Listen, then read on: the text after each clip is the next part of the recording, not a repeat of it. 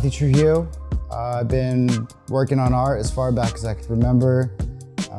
I would say earliest would be middle school, just drawing on paperwork and getting in trouble in class for not paying attention.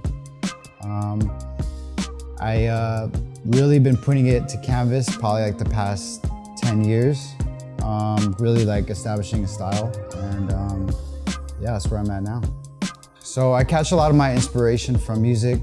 I'll go into a rabbit hole of YouTube of interviews and just kind of watch and listen and hear like how they approach their music and how they zone in the studio. I like to kind of approach my art that way, as far as like getting across different emotions, whether it be sad or happy, angry, anything between metal to hip hop to punk rock. It's like everything kind of like inspires me to express myself.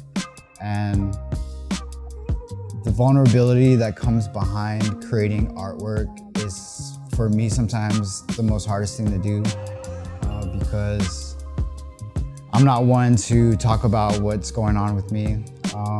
Where I'm from, like, you just keep your shit to yourself, and you know, being sad or anything like that kind of gives you a negative connotation. So you normally don't go out of your way to express anything, you know, like even something as small as like a heartache, or, you know, you just got out of a bad relationship or in a bad relationship. You don't really talk about what goes on at home. So I feel like art's really helped me kind of express these kind of emotions. And whenever, you know, I'm able to get them out, you know, I feel a lot more lighter and I can move on with my day. So I feel art's really helped me communicate with people in general too, because when people see my artwork, they can kind of see what I'm feeling and see the emotion that I put into it. So I really love being able to like meet somebody and they have an interpretation on my art that is exactly where I was when I created it.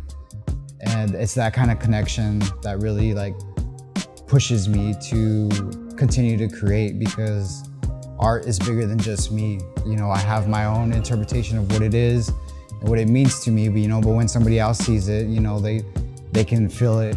And it's back to like what I was saying about music. It's like when you hear a sad song when you're sad and you're like, oh, so people feel this, and, you know, you go through those emotions. I'm someone who is like, if I'm feeling sad, I listen to sad music, you know? If I'm feeling happy, I listen to happy music. Like, I don't feel like it takes me more somewhere. I feel like it more just makes me normalize it. The process of my art is always so different. It's never a certain way that I approach it. I feel like it's, you know, sometimes I'm creating something in the middle of the night, and sometimes it's during the day. Sometimes I know exactly what kind of thought or emotion that I'm trying to put across. Sometimes I'm just trying to like let myself flow and kind of see where I'm at. There's times where I don't really understand what a piece means to me really until like it's finished and on the wall. And then there's times where I have a name for a piece before I even approach it. So I feel like there's always so many different ways of approaching my art, and I think that process within itself is kind of fun to play with, you know, because sometimes, you know, you're forcing something to come out and it's not working for you, and you kind of like give yourself a break, walk away from it, come back to it, and see it in a different light. And I think that's the fun part of it, is the approach and trying to learn what works for you. I feel like everyone's so different when it comes to art that there's no right or wrong way to do it. This art show is probably going to be my last show in Austin for a while. I wouldn't say forever, but definitely for a while. I just really want to bring an experience that I feel like art hasn't really shown in Austin yet, and kind of really showing what you can do on your own. You know, we're kind of self-producing this show, so we're really like taking it outside of the gallery aspect and kind of just making it our own little pop-up. And I think the most exciting part of it is that there is no boundaries. You know, we're going big. We're playing music that you won't probably normally hear at galleries. We're kind of just trying to be about the culture and also kind of like elevate art in Austin.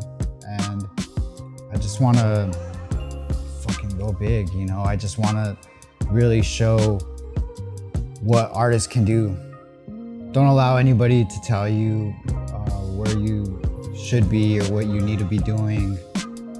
Don't follow trends. Focus on yourself. Focus on what you're feeling. We all have our own journey. We all got to start somewhere. First thing you need to do is just put it to paper. Just keep creating. Like, don't overthink how perfect it needs to be. It's never going to be perfect. You're never going to make one masterpiece that sets you off. Like, you just got to continue to create, because every painting is going to have its own moment and its own life, you know. And just because no one buys a piece doesn't mean it doesn't mean anything, you know. Like, I've had paintings sitting around for years before it actually finds its home, you know. Like, so just never be discouraged. Continue to keep creating.